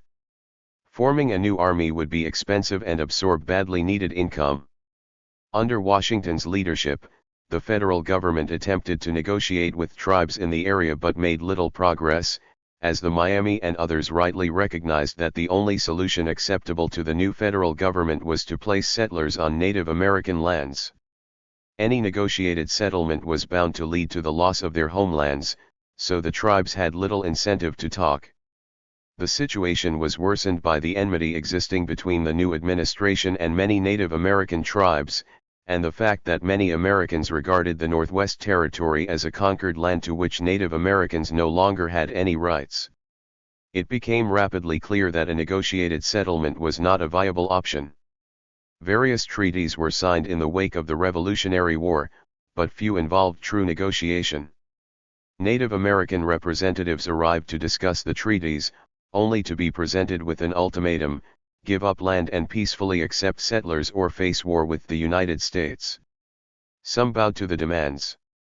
In the Treaty of Fort Stanwix, for example, some Iroquois tribes had agreed to give up much of their land in 1784.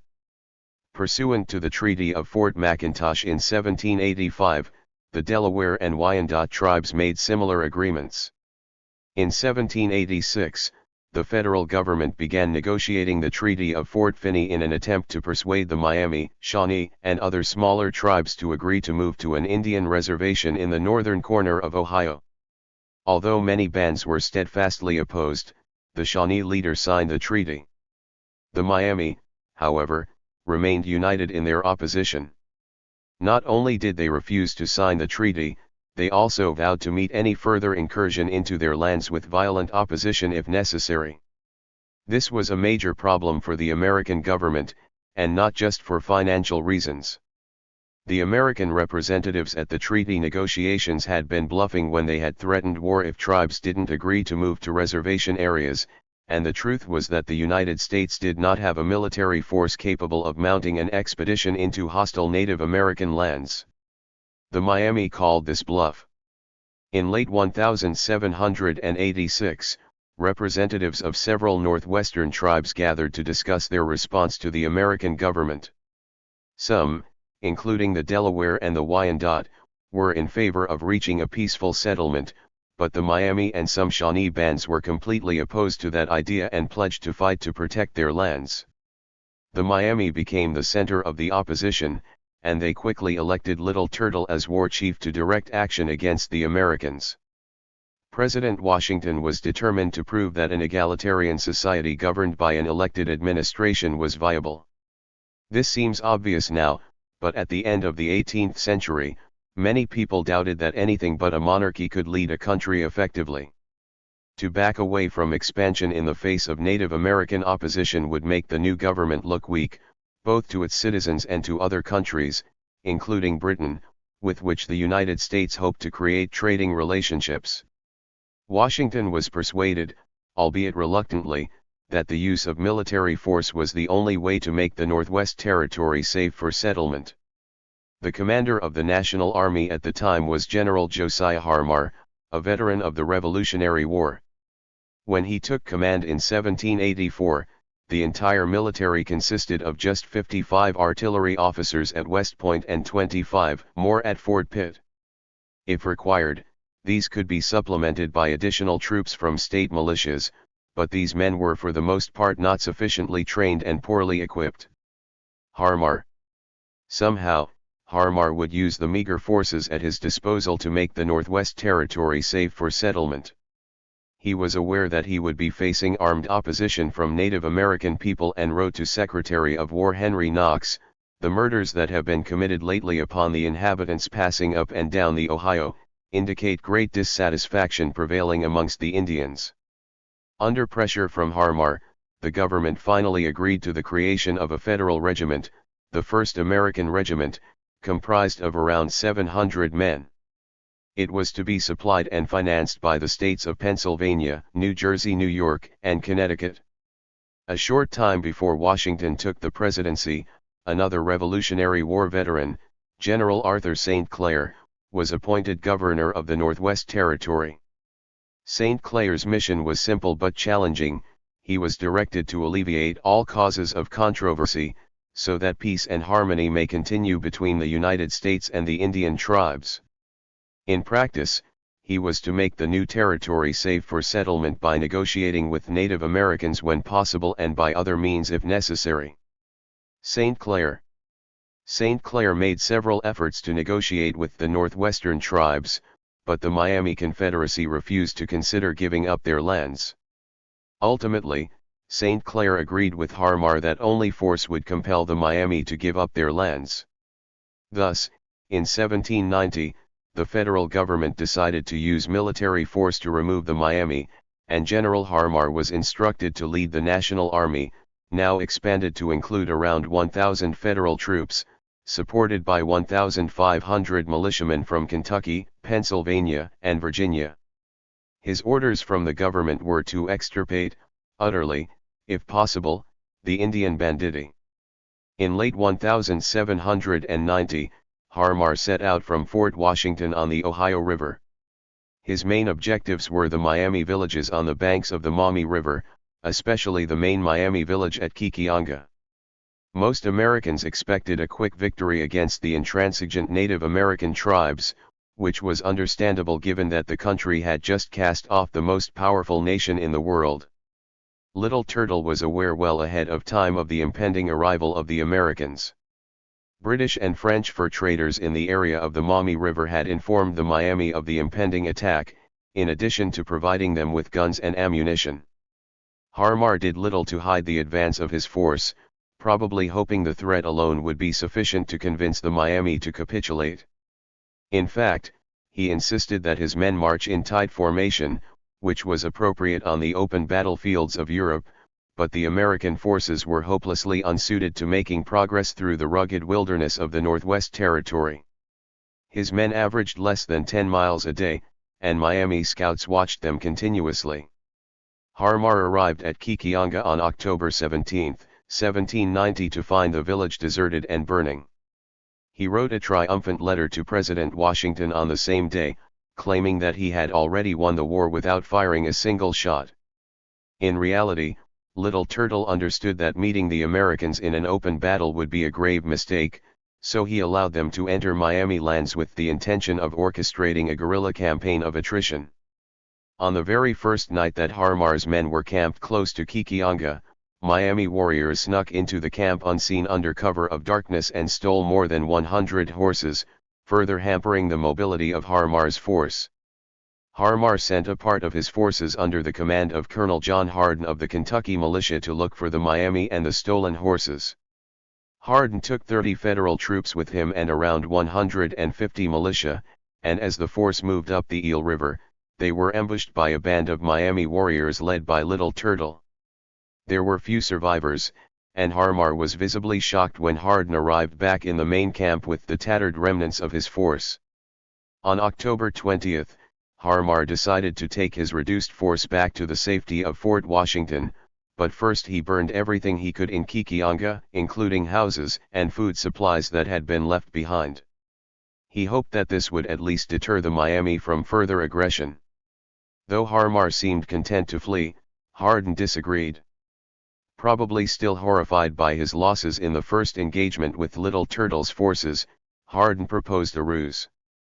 The Miami would certainly be aware that the main force was retreating, and he reasoned they would most likely return to Kikianga after the American troops had left. Thus, a large force unexpectedly returned to the village. They might be able to surprise and engage the main force of Miami warriors. Harmar agreed, and on the evening of October 21, Hardin took 60 soldiers and over 300 members of the Kentucky militia back toward Kikianga. Little Turtle was waiting, again aware of the movements of the American forces. First, the Americans were ambushed as they crossed a ford on the Maumee River. Then, when Little Turtle feigned retreat, the Americans followed and stumbled into a second, even larger ambush. 50 Federal soldiers and 68 militiamen died, and the remainder fled, with many of them wounded.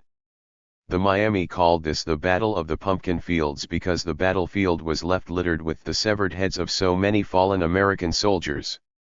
When Hardin arrived at Harmar's camp, he claimed to have won a great victory, though it was readily apparent this was not so.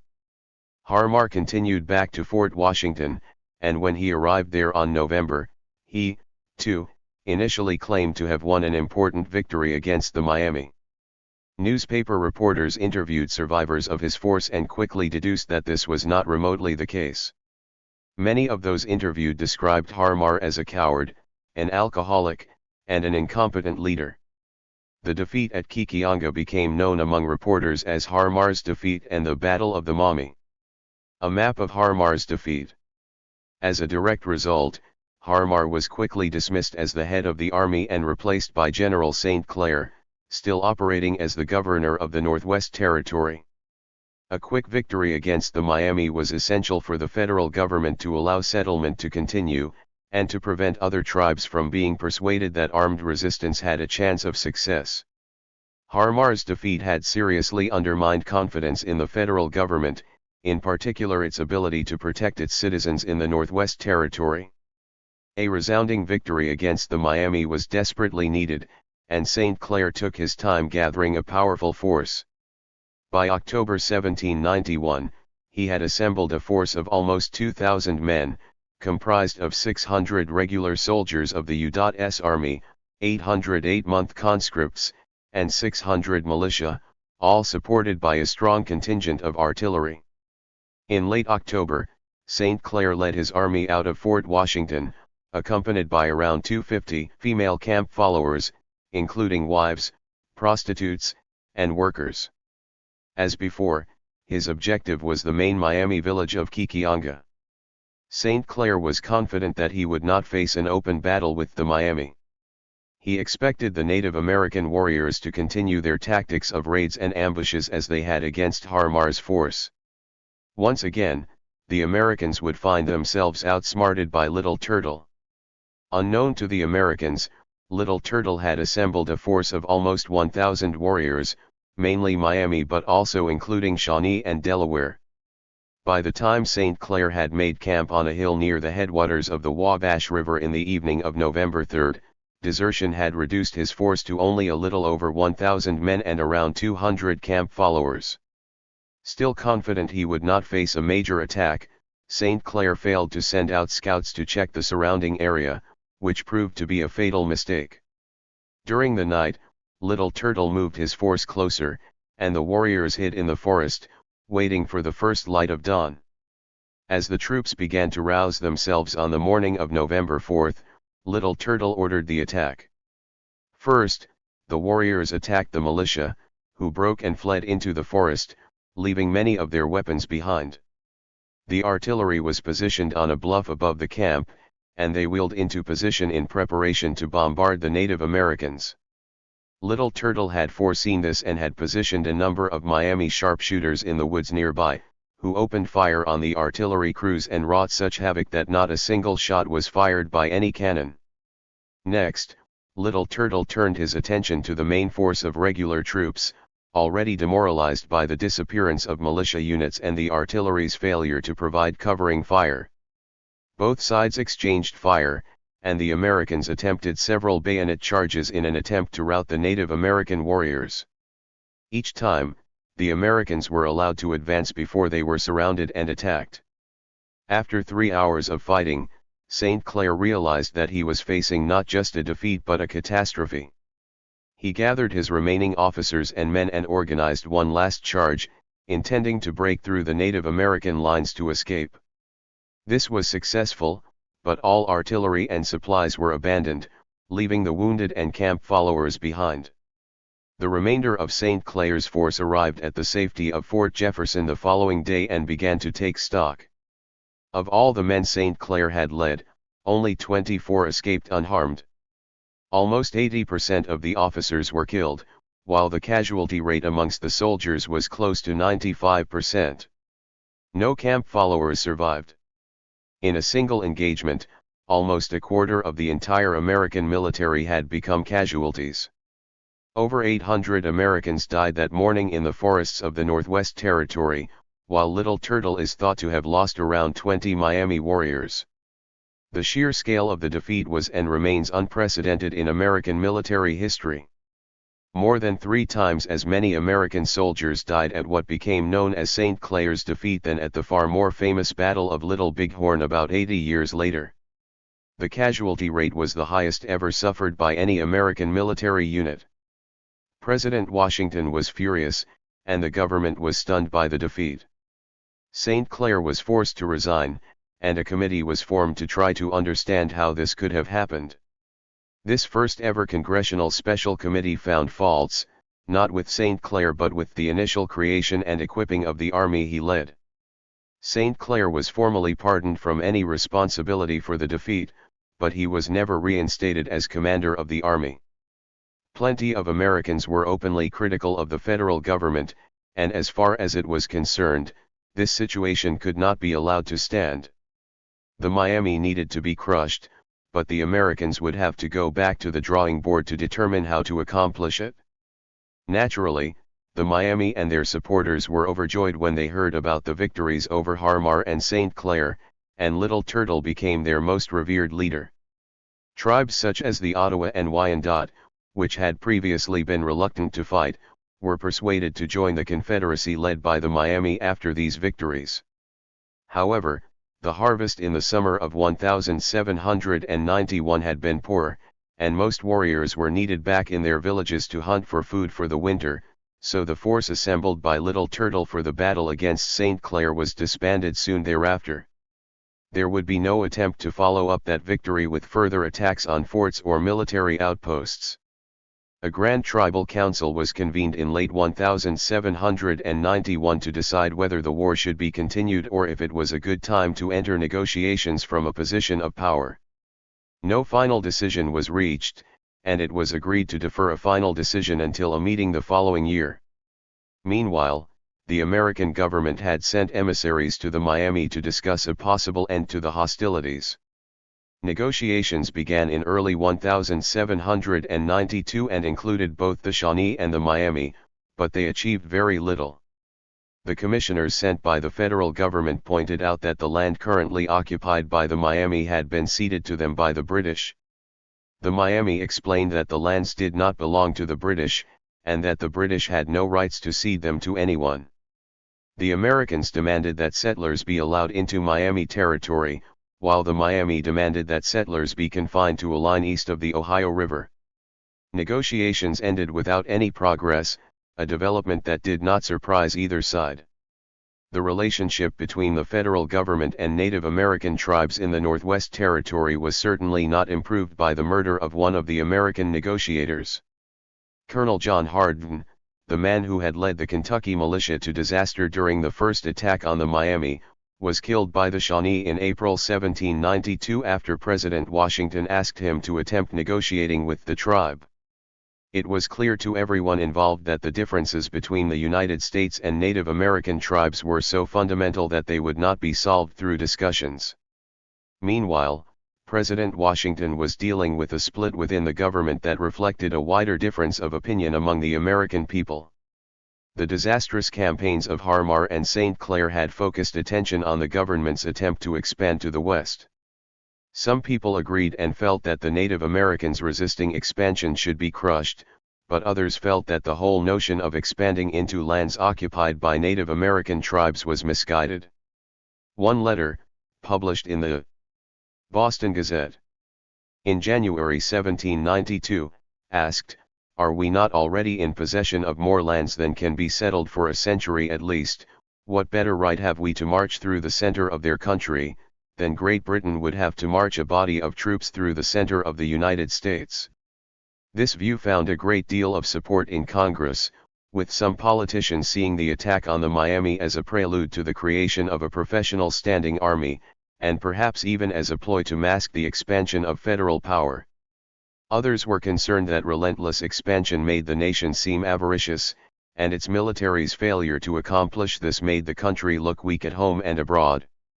In a sign of things to come, the government was split between the Democratic Republicans, who believed that the federal government was using St. Clair's defeat to covertly increase its own power, and the Federalists, who supported President Washington and recognized the necessity of crushing the Miami. Understanding that the country's financial problems could be solved only by selling land in the Northwest Territory, the president harbored no doubt that there must be another expedition to confront Little Turtle and the Miami. Supported by Secretary of War Henry Knox, Washington considered what needed to be done to create an army capable of fighting Little Turtle. The Militia Act of 1792 gave the federal government greater control over the militias, but it was also used to demonstrate that militias were not capable of effectively defending the citizens of the United States. The act defined a total of almost 500,000 men who were theoretically capable of serving in these militias, but an investigation showed that less than 20% had the arms and equipment to serve effectively. Knox explained, while it is acknowledged that mounted militia may be very proper for sudden enterprises, of short duration, it is conceived that militia are utterly unsuitable to carry on and terminate the war in which we are engaged, with honor and success. Knox developed a proposal for a new professional army of over 5,000 men. This force, initially known as the Legion of the United States, would include units of cavalry, artillery, and both light and heavy infantry, combined into 4 sub-legions, each capable of fighting alone and each commanded by a lieutenant colonel. After a great deal of discussion in Congress, the proposal was accepted, and the man chosen to command the new force was Major General Anthony Wayne. Knox reassured those opposed to the notion of a large standing army that this new force would only be required until the United States shall be at peace with the Indian tribes. The creation of this army, combined with increased federal control over state militias embodied in the Militia Act of 1792, gave the federal government greatly increased power and direct control over the nation's military capability. Even as training continued at Fort Washington, Wayne realized that new forts would be required to provide the Legion with a safe refuge and a secure location for supplies. One of the most important of these was Fort Jefferson, located in present-day Darke County in western Ohio, deep within Miami Territory. The fort had originally been built by St. Clair before his attack on the Miami, and it had come under attack on several occasions throughout 1792 and 1793. By November 1793, Wayne had moved a large force to the area and built a new fort, Fort Greenville, 5 miles to the north. The garrisons prepared to spend the winter in their new forts, located close to the site of St. Clair's defeat and within Miami Territory. In December 1793, Wayne sent 8 infantry companies supported by artillery to the battleground on which St. Clair had been defeated. The area was a horrific sight, still scattered with the decaying remains of the unburied dead. Nevertheless, the Americans built yet another fort on the battlefield, which they named Fort Recovery. Wayne now had 3 forts deep in Miami territory from which he could threaten their heartlands in the spring. A replica of Fort Recovery. Little Turtle, the Miami, and the other members of the Confederation understood the threat the fortifications posed. From these, the Americans could strike at Kikionga and other Miami strongholds, so throughout that winter, the Native Americans mounted small-scale attacks on all 3 forts and supply trains. By March 1794, the situation for Wayne was made more complex by Britain's intervention. Perhaps concerned at the United States' growing power and viewing the nation as a potential threat, the British Governor-in-Chief of the Territory of Quebec, Lord Dorchester, announced that if the Legion were to take possession of any part of the Indian Territory, this would be a direct violation of His Britannic Majesty's rights. This made little sense given that Britain had already ceded all rights to the land to the United States, but many people, including Little Turtle, assumed that a new war between Britain and the United States was imminent, and this seemed to be confirmed when the British built a new fort, Fort Miami, on the banks of the Maumee River, inside territory formerly belonging to the United States. Bolstered by the presence of the British, and believing they would soon join the Miami in the fight against the United States, Little Turtle assembled a massive force of over 2,000 warriors from the Miami, Shawnee, and Delaware and prepared for an assault on the American forts in Miami territory. In June 1894, Little Turtle led an attack on a supply train heading for Fort Greenville that had just left Fort Recovery. Although the Native Americans captured over 300 horses and killed 15 soldiers, the survivors were able to return to Fort Recovery and temporary safety. That night, the Native Americans mounted a full-scale attack on the fort, but the garrison put up a spirited defense and drove off their attackers. 23 soldiers were killed and 29 were wounded, but they held the fort. Somewhere between 50 and 100 Native American warriors died. This was a serious setback for the Miami Confederation. Fort Recovery was the smallest of the American forts in the area, and if they could not take it with such a large force, there seemed to be little hope the Native Americans could capture the larger forts. Little Turtle appealed to the British to provide him with soldiers and artillery, telling them that Wayne was a black snake who never sleeps, but they declined. Disheartened, some tribes, most notably the Potawatomi, Ojibwe, and Ottawa, left the Confederacy, seriously undermining its power. Little Turtle was disheartened, believing that without the support of the British, the Confederacy could not hope to win against Wayne and his forts. In July, he advocated making peace, but he was mocked as a coward by the more militant and aggressive war chief of the Shawnee, Blue Jacket. Blue Jacket was certain Wayne could be easily defeated, just as Harmar and St. Clair had. The Confederation agreed, so Blue Jacket became war chief. Little Turtle agreed to continue to fight, but only as the leader of the Miami warriors. On August 20, the Legion left Fort Deposit and marched toward the Miami heartland. While building the various forts had provided Wayne with secure supply bases, the need to leave troops to guard each of them had reduced the size of his army to around 3,000 men. Neither he nor his army understood that they were marching toward an ambush set up by Blue Jacket. Over 1,000 warriors, including a large force of Miami under the command of Little Turtle, were lying in wait, concealed amongst fallen timbers close to the Maumee River. In the morning, the lead elements of Wayne's army encountered the Native American ambush, but this time, the better trained and disciplined American troops did not break and run. Instead, they stood their ground and returned fire.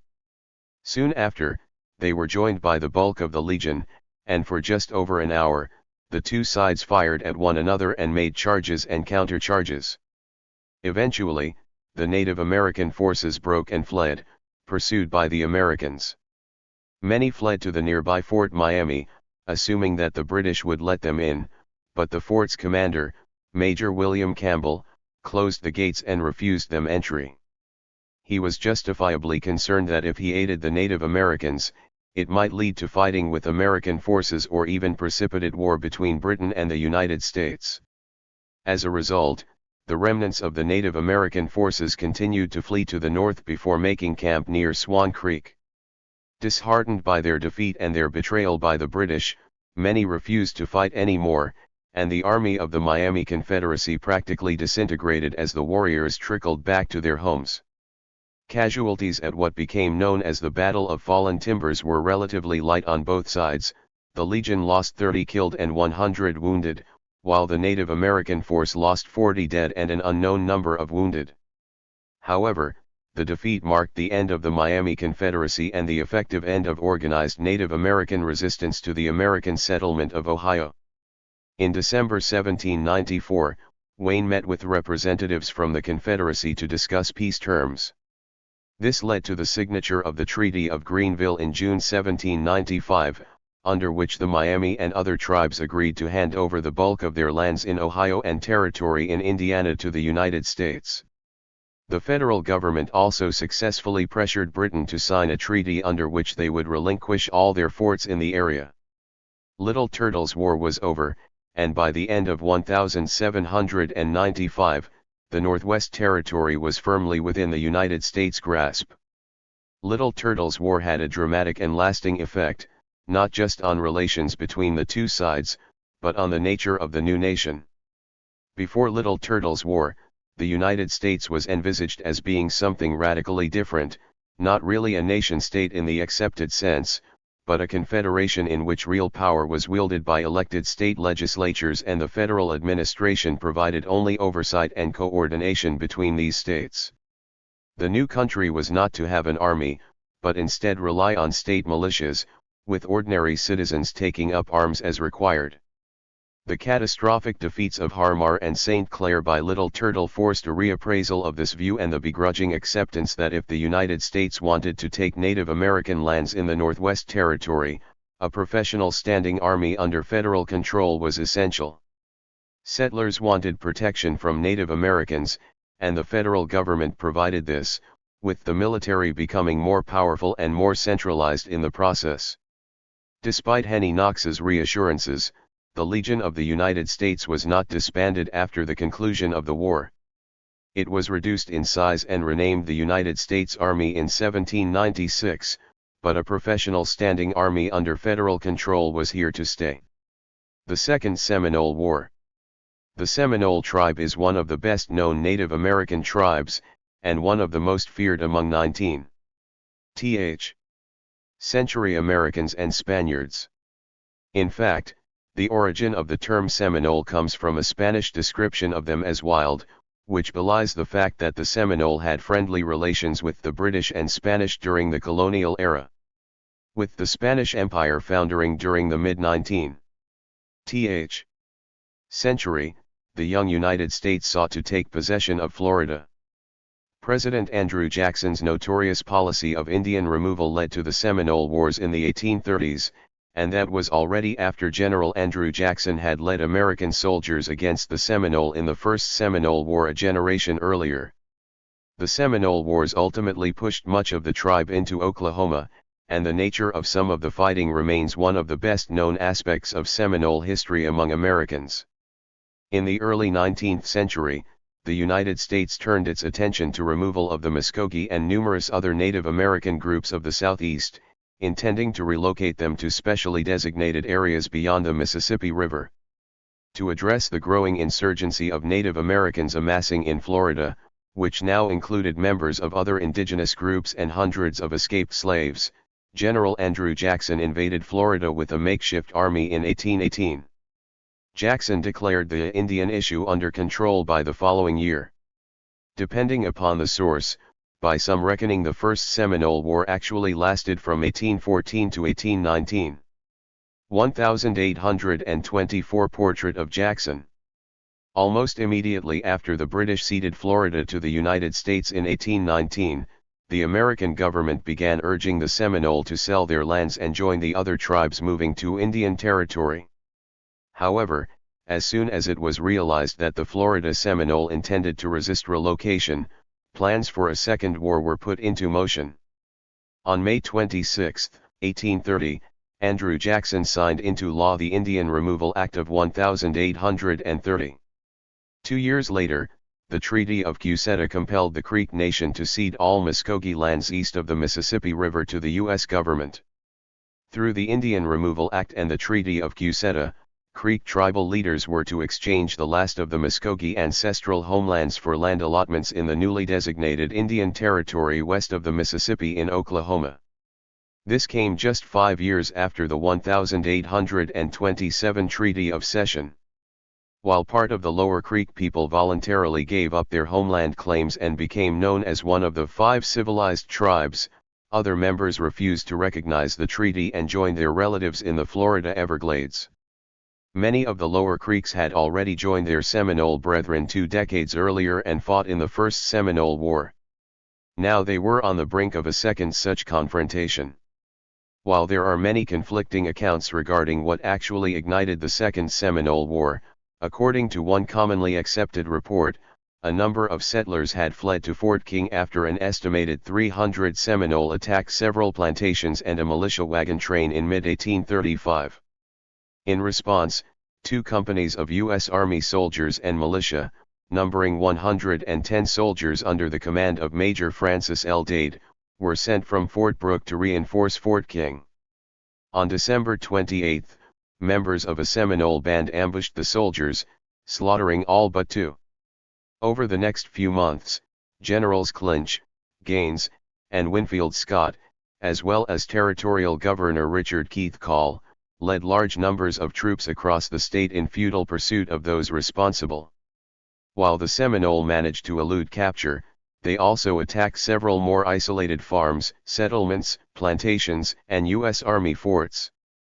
They even burned the Cape Florida Lighthouse. An 1837 portrait of Seminole Chief Coihajo.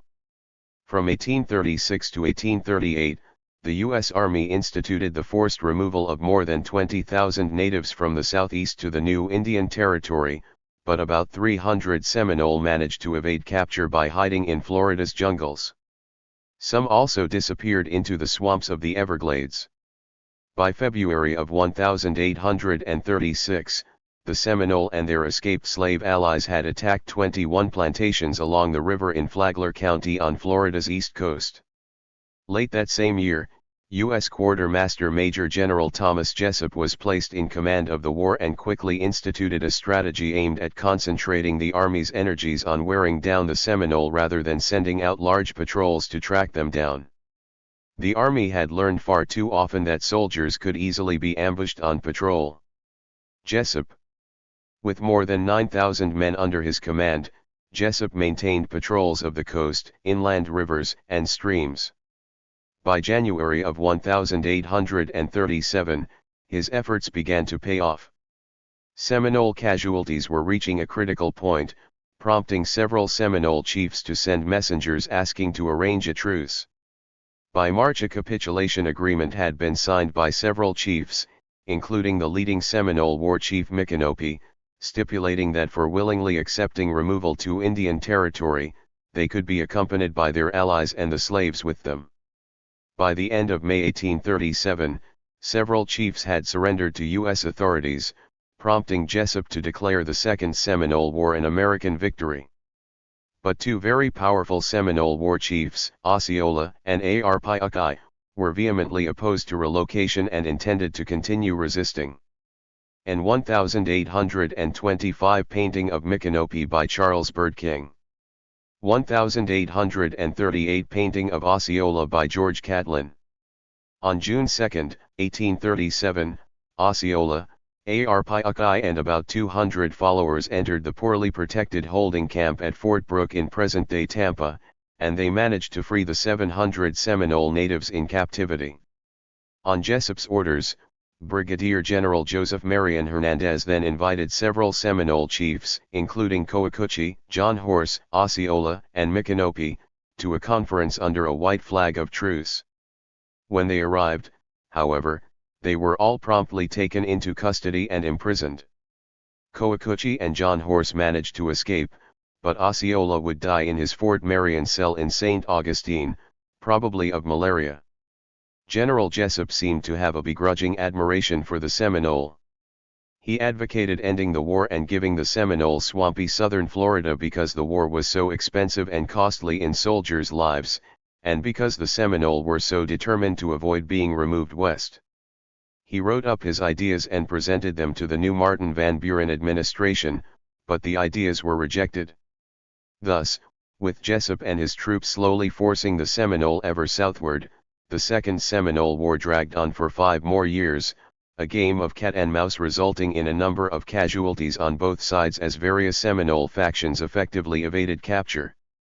In May 1841, Colonel William J. Worth assumed command of U.S. Army forces in Florida and immediately ordered his men on a search and destroy mission geared at rounding up the Seminole in North Florida's jungles. Ultimately, some Seminole chose to surrender to avoid starvation, while others were seized when they came in to negotiate surrender, including Coacucci for a second time. According to some accounts, Coacucci was bribed to give up and persuade others to do likewise. Finally convinced that the remaining Seminole posed no real danger, in 1842 Colonel Worth recommended that those still free be left in peace. He subsequently received authorization to leave the remaining Seminole on an informal reservation in southwestern Florida. With the Second Seminole War declared officially over on August 14, 1842, by the end of that year the remaining Native Americans living outside the reservation were rounded up and driven west. By April 1843, the U.S. Army presence in Florida had been reduced to 1 regiment, and that November Worth reported that only about 95 Seminole men and 200 women and children still remained in Florida. With such paltry numbers, Worth told authorities that the Seminole were no longer a threat. Worth. The Mexican-American War is usually considered to be the incubator of Civil War generals, but many of them fought in the Second Seminole War. In the process of fighting the war, the federal government mobilized 40,000 troops, a large number to counter the estimated 1,500 Seminole fighters. The soldiers serving included Zachary Taylor and Winfield Scott, who both led armies in the Mexican-American War. Taylor later became president, and Scott devised the Anaconda Plan at the start of the Civil War that eventually strangled the Confederacy with a naval blockade.